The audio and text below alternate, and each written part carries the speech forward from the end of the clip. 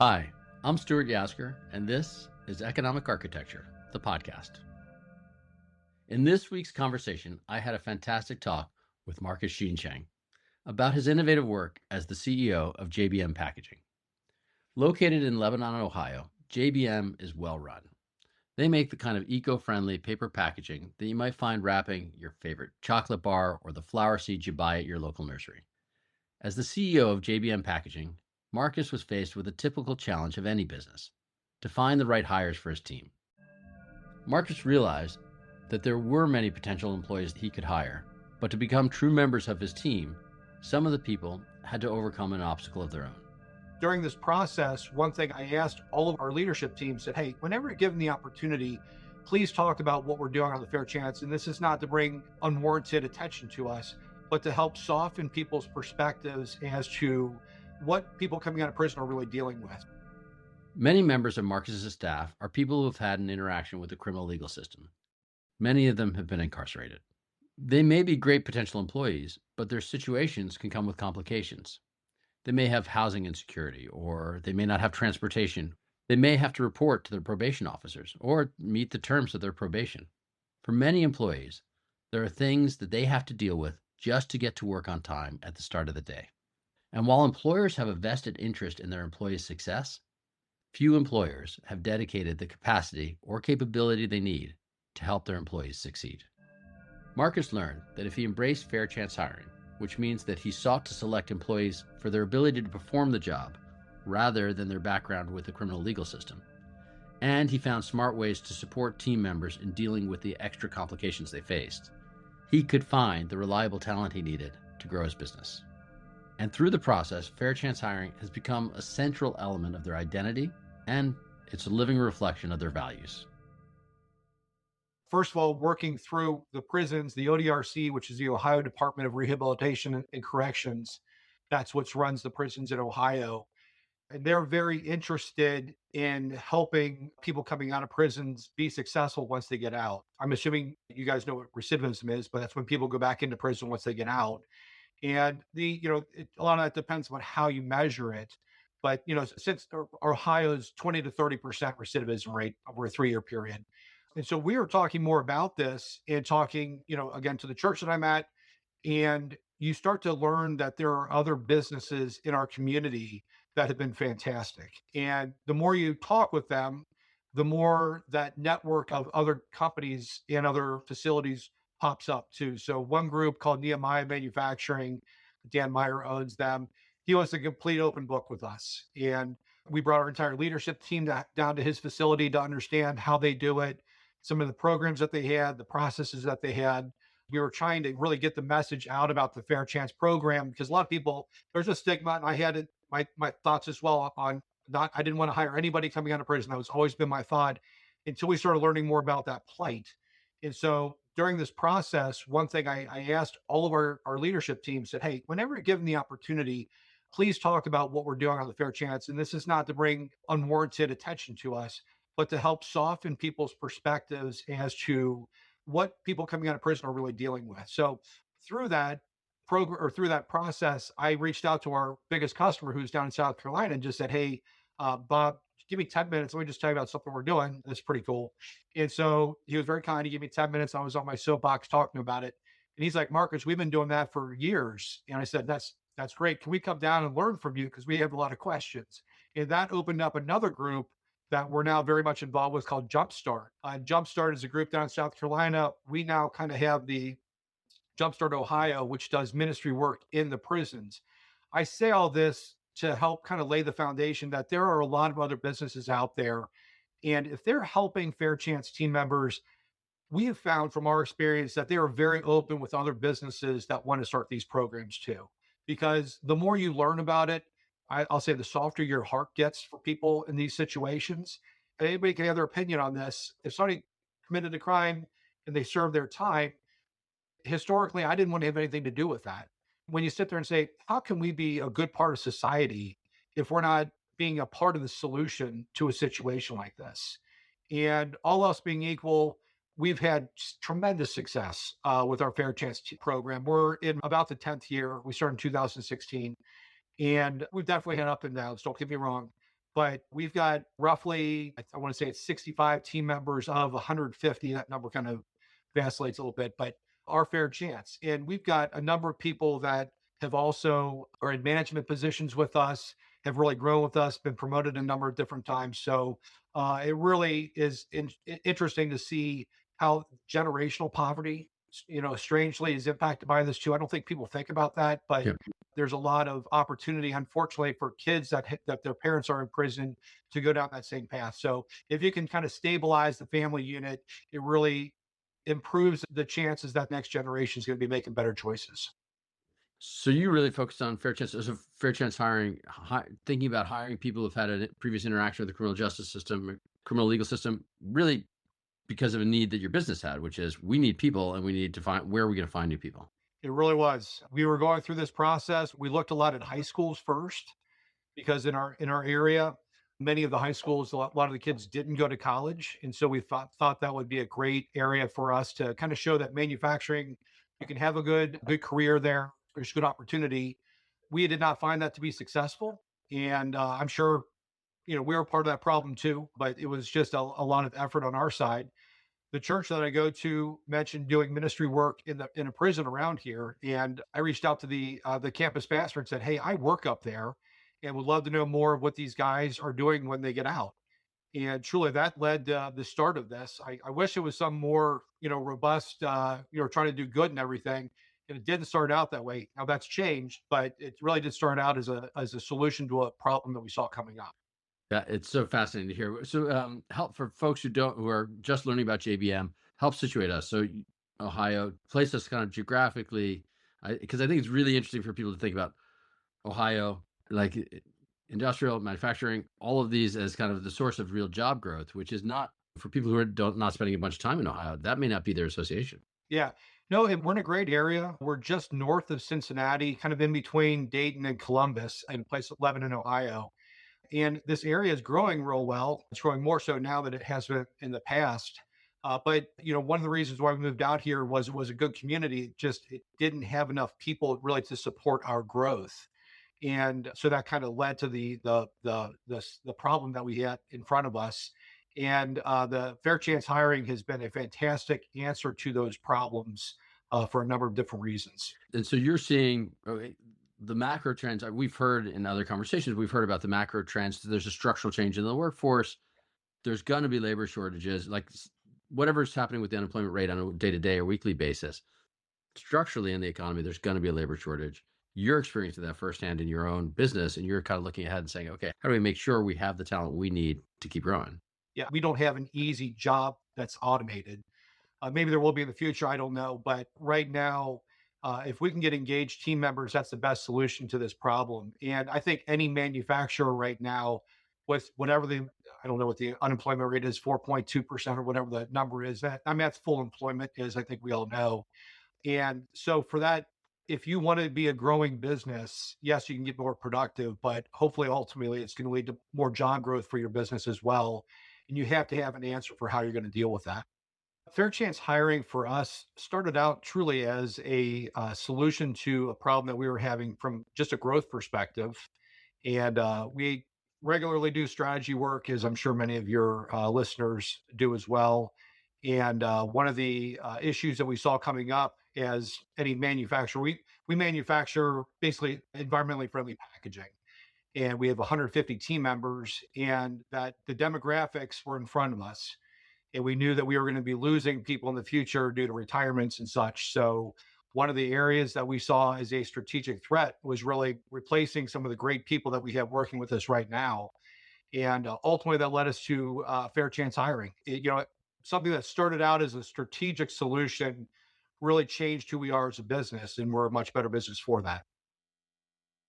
Yeah, I think it's fascinating to hear you talk about it. And I'd love to just pick out a couple themes here, because I think one thing is it's almost a mirror image. I think people don't realize how many folks have had an interaction with the criminal legal system, right? We know the numbers are 1 out of 3 adults in the United States, which means pretty much everyone knows multiple people who Yeah. are in exactly that situation, but may not know it.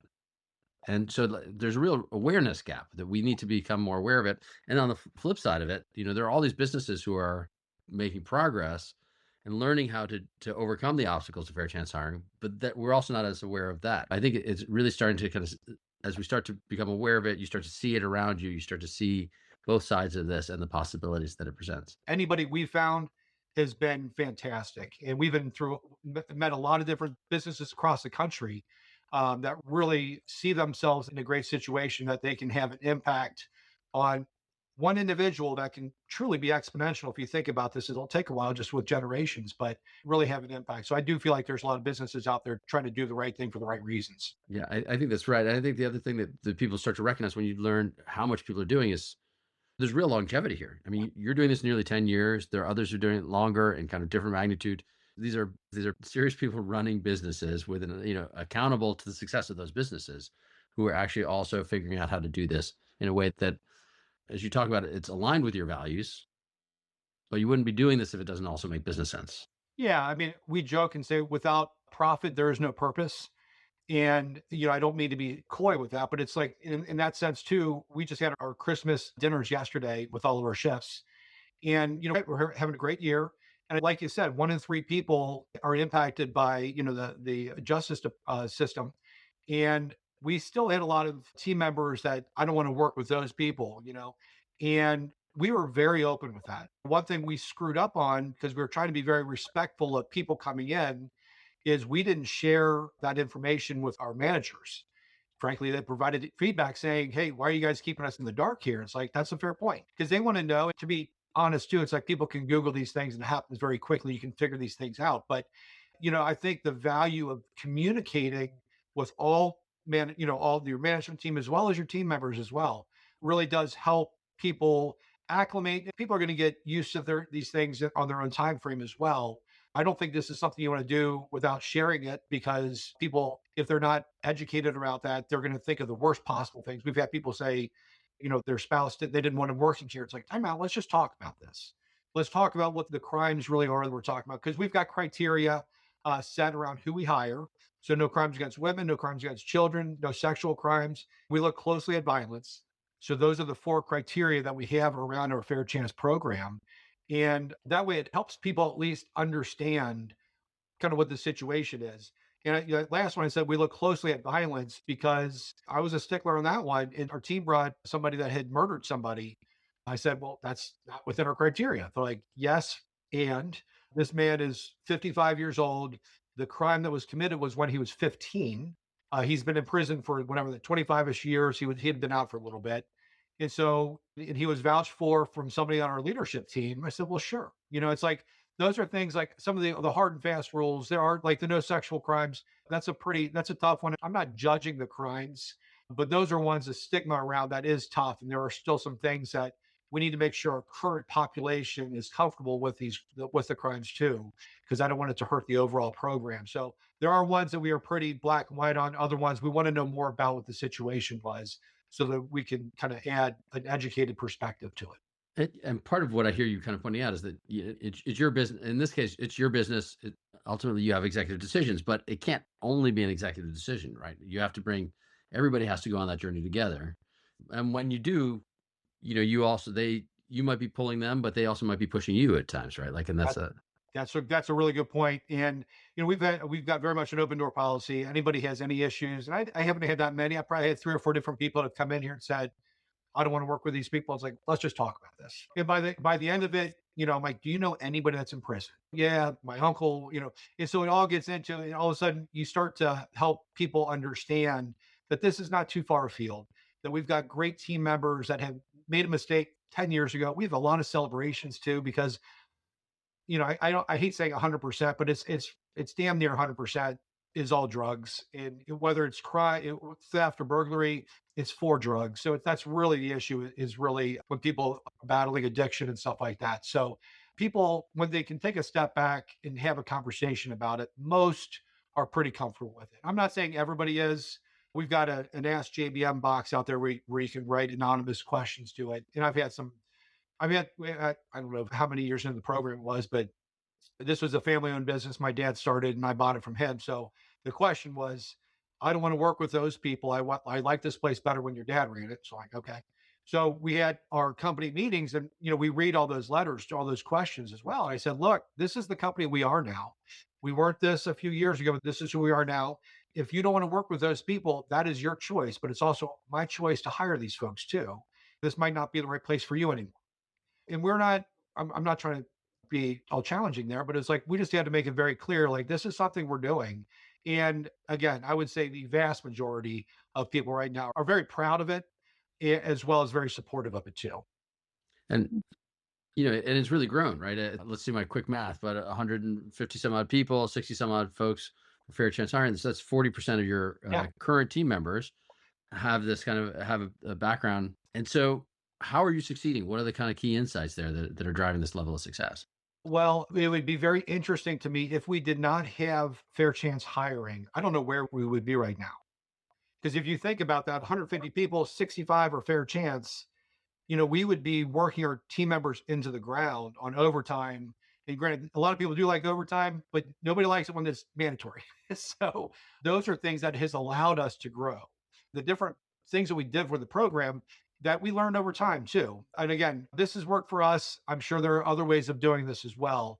But one big area for us that made a tremendous difference was when we hired like a full-time life coach, and that life coach, change coach, meets with all of these Fair Chance team members for the first 6 months. It's mandatory once a week, and they can help be kind of a pressure release valve. And what I mean by that is when people are coming out of prison, it is super tough. Most of the time, they're on parole, they're coming out, they're living in a halfway house, which almost everybody says is actually worse than prison. One guy that came out, he was taken to the halfway house and they were pulling somebody out in a body bag that had OD'd earlier and died, obviously. And so this is what he's coming to. It's like, okay, great, thanks. So they're coming in a tough environment. It's tough with sleep, all those different things. So there's a lot going against them. And most of them don't have driver's licenses. So that change coach is really there to add stability to their world. And, again, mandatory for the first 6 months, and this is all clearly communicated to them in the beginning as well, because we've had people say, I don't want to do that. It's like, that's fine. You don't have to do that. But then we're not the right place for you because we have found this to work well. And it has really helped our team members being successful through this process. So that was probably the biggest one. In the beginning, we were trying to kind of do it with a part-time person. They come in and we're 3 shifts a day. So it's hard to straddle all 3 shifts and finding the right person there that had the right heart. We had somebody that was more of a social worker that was kind of judgmental. So finding the right person that fit the culture took us probably 2 or 3 hires. In maybe the past 2 years, we've started working with more of a temp agency that has, I'll say, a heart for Fair Chance Hiring as well. So we've worked really well. I was not for this, by the way. So my COO and the HR team had to convince me, and they were absolutely right. And so I was wrong. And it's been great because the other big issue that a lot of these team members have is transportation. So we were constantly trying to figure out, okay, how do we get a van going back and forth? I had a solution for a period of time. This temp agency actually does all that shuttling back and forth. That's been great too. So housing's still an issue, but we've got a great network of felon friendly landlords in our area. Not perfect, but all these little things, they really do add up. And a lot of it really comes down to making sure that people know when they're coming in. Like we want to make sure that we communicate really well to this potential team member what they're getting into. Just make sure that we're both on the same page. I want to play back to you part of what I'm hearing, but in a different description. So we look at economic architecture, we look at structural innovation, structural problems in our market. And I think one of the things you're describing, and so I want to play back a description of part of what you just said that I think points to a structural problem, which is if somebody is just returning from being incarcerated, they have to find a job. They haven't done that job before, probably. So they have to learn. Maybe they've learned through some of your programs before getting there. But they have to learn how to do it. They have to meet a bunch of new people. They have to figure out what their new routines are. They may be living in a town that they never lived in before. They might be living next to somebody or sharing a room with somebody that they've never met before. If they have to go to meeting with parole officers and all of those kinds of things, they have to deal with their healthcare stuff. They might have kids, family members, other kinds of folks who may be dependent on them. And they may be wrestling with, as you mentioned, substance abuse issues. That's a lot of things for any one person to focus on. And not to mention, you also talked about sleep, right? Like sometimes when you're in these very stressful situations, it's hard to sleep and eat right and take care of all these kinds of things. And if you don't do that, it's hard for anybody to show up with the best of yourself. So that's a lot of things to put on the shoulders of somebody who's not well supported to be able to do it, right? You might not be surprised that they may have difficulty juggling that kind of with all those kinds of things. One thing that we were trying to communicate to other businesses in our the industries that we participate in, because I've spoken a lot to different association meetings and stuff like that about this, again, trying to get the word out there. And I've had a lot of different people say, "We tried that and it didn't work." It's like, okay, can we talk about what did you do? Well, we hired three of those people, and they weren't successful. Like, and it's hard because I respect the fact that they are trying, but we really are very clear. Like the life coaches being very empathetic to the situations that they're in, working on the transportation for them.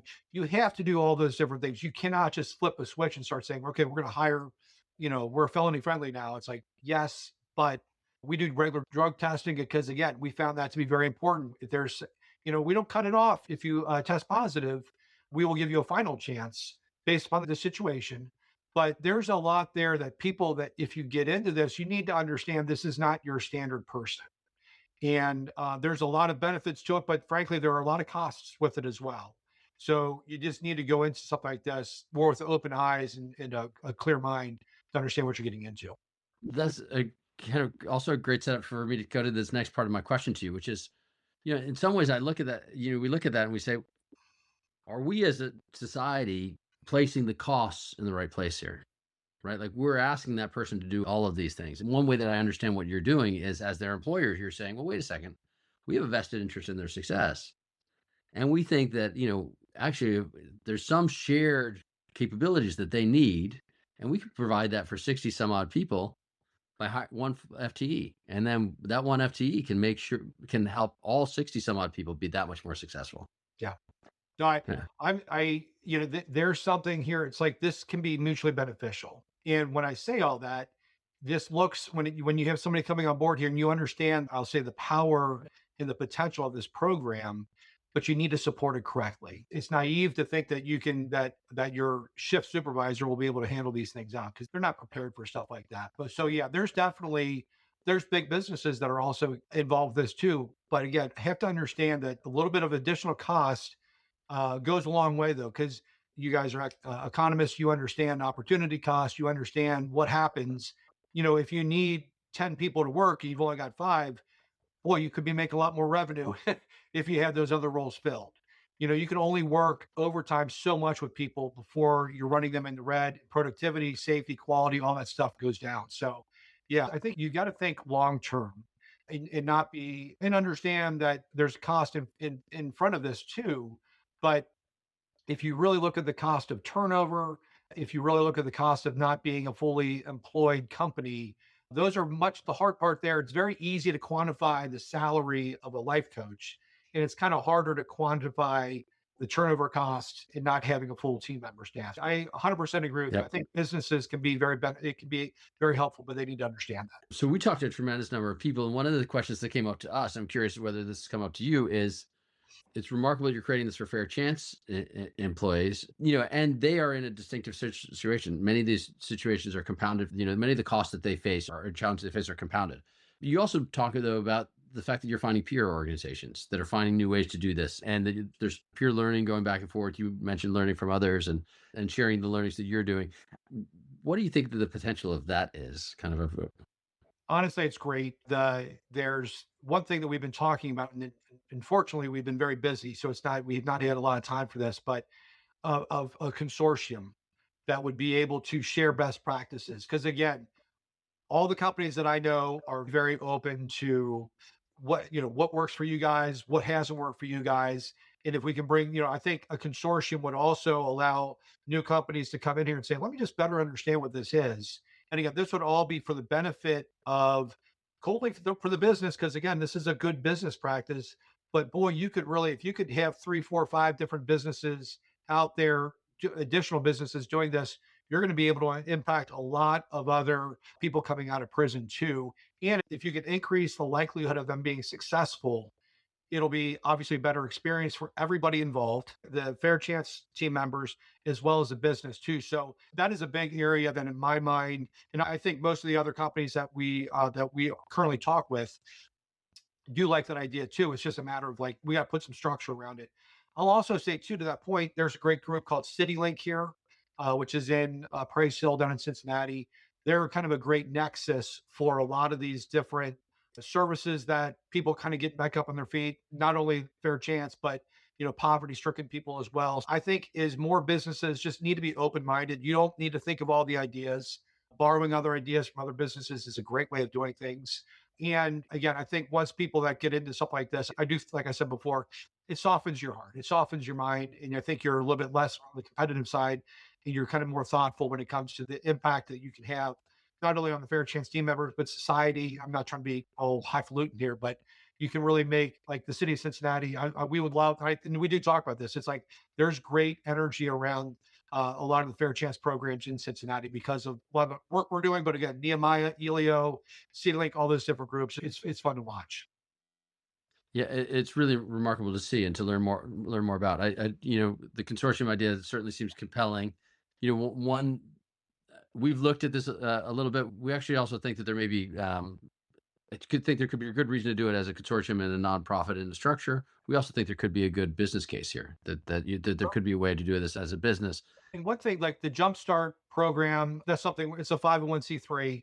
So we're very passionate about that because it's a 40-week program that does ministry work. But those folks that go through there, it's a pretty tough program to go through. But when they get through there, those are truly changed people. And what we're excited about is being able, as Jumpstart, not JBM, but to be able to say these people have been trained, they're better prepared to enter society. And we're in 5 prisons right now. We hope to be at 9 by the end of 26. And I think there's 18 that are realistic for Ohio just due to requirements. But that'll be something great too, because if you can say that these are people that are coming out of prison that are better prepared, I think it'll be easier for businesses to kind of open the doors for something like that because at least they'll understand that there's been a lot of preparation for this person as they've been going through the final few months of their incarceration to be ready to be at least better to adapt to a life outside of prison. Yeah, it's a great example. Also, the fact that it's not just one touch point, one business doing this alone. There's all these different pieces of this that can be brought together to make Yes. this more successful. And so many of us have a vested interest in making real progress here, and Yeah. there are also resources to draw on. From the JBM perspective, what are the biggest challenges you still face to doing this well, to growing it? We're learning every day. Like I said before, we changed the way with our temp agency approach. We're trying like right now. It's kind of we're working on. We lost one change coach, and we're working on replacing that because the covering that on 3 shifts is tough. We're trying to get more into the office environment. We don't have anybody in the office environment yet that is Fair Chance, but we're excited we're starting a new contract packaging business that will provide hopefully more opportunity for more hiring as well as more promotion from within too. Our big opportunity really is to how do we continue to grow, get team members on board here that can live our core values and help JBM become a better business. So we're always looking to make the program better. And what we have found is that if we like with the contract packaging new business that we're pursuing is more straightforward. So it's something you can learn in a couple hours and we can get somebody up to speed. They can be revenue generating very quickly. We can figure out can they come to work every day? Do they have a good attitude? Again, live our core values, help JBM be better. And that business is really so if they can do that for 30 or 60 days, showing that what they're capable of, we then use that person to be promoted into another part of JBM2. We're able to kind of flex up and down with the temp agency. And, we've been able to kind of manage the expense side of that really well as add more people to it, a couple really great people that are now managers of those different departments as well. So that has been, I'll say, a maturation of the business as well, and understanding. Because one learning that we did have historically was if we're going through a training program that's a 3-month training program and the person's not necessarily ready to be back in society yet, because they're like you said before, they're dealing with a lot of different things. You can spend 60 days training somebody and they don't work out, and that's an expensive process. So having something where they can be like a very entry level role where, I tell them, I'm like, we're not curing cancer here. I know that, but you're proving yourself, even if it's just packing stuff in boxes, you are showing that what you can do, and there's more of an opportunity for you in the future. Yeah, absolutely. And that's a critical kind of relationship building, trust, Yep. developing of trust as well. Yeah, if I zoom out to kind of what you're describing, so you're in Ohio, a place kind of manufacturing, kind of an industrial area of the economy that it's remarkable to see that it's growing, that's active and it's growing. You have a need for kind of growing workforce. You figured out a way to kind of identify a whole pool of people who could really come and be employees for you. You've kind of created a process to be able to do it that's flexible, but also flexible to your growth, but also kind of enables them to gain skills as they're doing it and start earning income throughout that process, but also an income that can they can grow. I mean, it's there's a, as you say, you're not curing cancer. There's a ceiling to the level of kind of income growth, but also people might be with you for a while and then move on to other kind of steps in their career as well. Absolutely. That is now kind of the onboarding step. And they're not in those roles very long. So they're, again, they prove themselves over a month or two period. And then they're moving into more of the, I'll say, it's not advanced manufacturing, but it's more kind of the next level up there too. Again, these are people that I don't know how many different people that we didn't know that they had mechanical aptitude. And the more you talk to them, like we had one guy that we've got two printing presses. And so I think he was working in the cutting department. And he's like, yeah, I used to run a printing press. I'm like, that's good to know. So now he's back on the printing press. So he's making a lot more money because it's a more skilled role. And so these are things too. It's like you said before, I think you phrased that really well when just all the turmoil of getting out, like you said, you're not sleeping well, you're not eating well, your brain's just got so much going on. It's hard to think straight. And once they have some stability here, we've got another woman I'm super happy. She's in a more skilled role on the adjusting side, which is a meaningful step up for her. And it was something we did different testing. We've got a Wiesen test of a standard timing model that we can't put everybody through it because it is a little bit laborious. But as we get to meet the people, as their world slows down a little bit, as they can breathe a little bit, they can be their true self. We learn more about what is their true capabilities and capacity. And it's been fantastic. They've really been able to thrive in the environment and the culture. And they want to make as much money. We want to pay them as much as we can. But they continue to add value to the business and it adds value to themselves as well. And how do you think about the future? How do you think about this time horizon where this grows from here? Oh, this is a core part of who we are. I would imagine many other businesses, as they're talking strategy, their people issue. And I'm not saying we don't have any people issues. We certainly have people issues, but like the finding good team members is not high on our concern list anymore. It's not truly a threat anymore. And we actually look at it as a strength. If you look from like a SWOT analysis or something like that. I don't know how many different customers are blown away by this too. We're not trying to abuse this, but we're saying, hey, the business that you're sending us supports this type of program. And they're like, wow, they want to help businesses that are doing stuff like this be more successful too. Now we've got to do our job as well. But I think ultimately it is a feel good story, call it what it is. And those are things too that help us on the selling side because, these are things like we have a lot of people that will also say, hey, this company that does the packaging for us also hires fair chance team members. So the end consumer cares about it as well. So a lot of people that the more they know about it, I think the better they feel about it too. Yeah, I think that's right. And you have to, as you say, you have to perform on the business piece of it. You have to Absolutely. deliver, and then the prices have to be right, and the timelines and all those things. But it's a way in which you're living your values, and there's a strong values alignment for people all the way through your clients, but all the way through to the end customers. Right. Yep. Three of our bigger customers, one of the things they say, and again, like you said, we have to perform, but they say they love the fact that our values align with their values. And that's a big deal. From a relational perspective, really goes a long way. Yes, there's certainly transactional aspects of this business, but the relational side's more fun. And those are longer lasting business relationships too. When you feel when it's just more than trading goods and money. Absolutely. Marcus, if somebody's hearing this, somebody's either an employer, a team member, et cetera, and they're thinking, okay, wait, one, this is huge. They may know somebody who has had an interaction with the criminal legal system, or they may be facing a talent shortage and figuring out, well, how do we start to wrap our head around it? What do you recommend? What should people do? They can call me. I don't care. It's and truly we're happy to talk about these things, because one of the areas that we're looking for, and certainly visit our website, we've got a lot of information on the website with this. If you put and contact us, hey, we'd love to learn more about the Fair Chance program. We have a daily huddle. If you put that in the contact us, I promise you, you'll be talked about the next morning. Not only are Fair Chance people, they're very obviously appreciative of their jobs, but I will tell you too, it helps all of your non-Fair Chance team members too, because of course we need to pay people well, we need to treat them well. Of course, those are kind of like table stakes, but the turnover of our great team members, there is no turnover, because they love working for a business that's also doing good work. I mean that in the humblest possible way. I'm not trying to be a braggart here, but the work that we're doing, that it means a lot to all the people here, whether it's our account managers, whether it's our managers on the floor, sales, marketing, and so that helps us retain great players that I'm sure they could go out and get a higher paying job. It's not all about that. So that's a big aspect of, I think, also with the generation coming up here too, that they want to have more purpose around their jobs as well. And businesses are purpose driven. I would say we are a purpose driven business.